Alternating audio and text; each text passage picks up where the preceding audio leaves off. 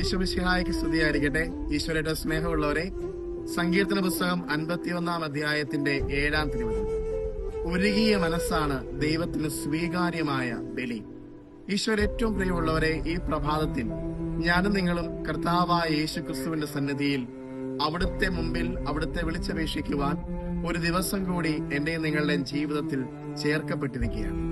ഇന്ന് പകൽക്കാലം കാണാൻ കഴിയാതെ അനേകർ ഈ ഭൂമി വിട്ടു പോയപ്പോൾ ഒരു ദിവസം കൂടി, ഒരവസരം കൂടി കർത്താവ് എനിക്കും നിങ്ങൾക്കും നൽകിയിട്ടുണ്ടെങ്കിൽ അത് ദൈവനാമം മഹത്വപ്പെടുത്താൻ വേണ്ടിയാണെന്നൊരു ബോധ്യം എനിക്ക് നിങ്ങൾക്ക് ഉണ്ടാകണം. പലപ്പോഴും ഞാനും നിങ്ങളും ജീവിതത്തിൽ വല്ലാതെ അഹങ്കരിക്കുന്നവരാണ്. എന്റെ നിങ്ങളുടെ നേട്ടങ്ങളെക്കുറിച്ച്, ബന്ധങ്ങളെക്കുറിച്ച്, സൗഹൃദങ്ങളെക്കുറിച്ച്, സ്വാധീനങ്ങളെക്കുറിച്ചൊക്കെ വല്ലാതെ അഹങ്കരിക്കുന്നവരാണ്. എന്നാൽ ഈ അഹങ്കാരത്തിനൊക്കെ അപ്പുറമായിട്ട് ദൈവസന്നിധിയിൽ വിനയത്തോടെ നിൽക്കുന്നവന്, കർത്താവിന്റെ സന്നിധിയിൽ എല്ലാം അവിടുത്തെ ദാനമാണെന്ന് കരുതുന്നവന് സ്വർഗം സകലതും ഒരുക്കി വെക്കുന്നു. അതുകൊണ്ടാണ് അച്ഛൻ ഈ വചനം നിങ്ങൾക്ക് വേണ്ടി ഇന്ന് പ്രഭാതത്തിൽ തിരഞ്ഞെടുത്തത്. ഉരുകിയ മനസ്സാണ് സ്വർഗത്തിന് സ്വീകാര്യമായ ബലി.